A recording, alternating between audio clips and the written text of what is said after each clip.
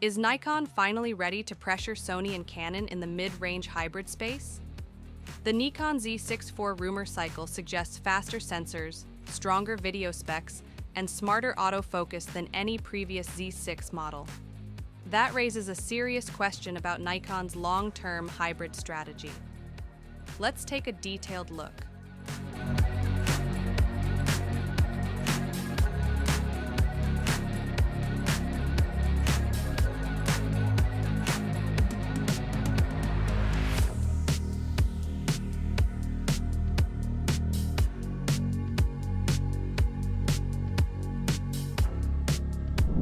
Current rumors suggest the Nikon Z6 IV will not follow the safe, incremental upgrade path. Instead, it looks positioned as a decisive hybrid leap that targets photographers and filmmakers equally. The most repeated claim is a new full-frame sensor in the 30 to 33 megapixel range. This would place the Z6 IV directly between resolution-focused bodies and speed-oriented hybrids, offering more detail than the Z6 III without pushing files into heavyweight territory. Some sources speculate this sensor could be BSI or partially stacked, which would help explain the parallel rumors of faster readout speeds and reduced rolling shutter. Leaks frequently mention flagship-level subject detection and tracking logic, likely evolved from what Nikon already uses in the Z8 and Z9.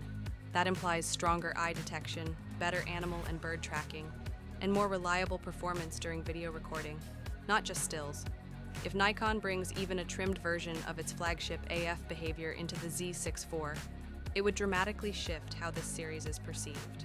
Multiple leak discussions suggest internal 6K recording, possibly using Nikon NRAW or ProRes RAW, alongside oversampled 4K at 60p and high-quality 4K at 120p for slow motion.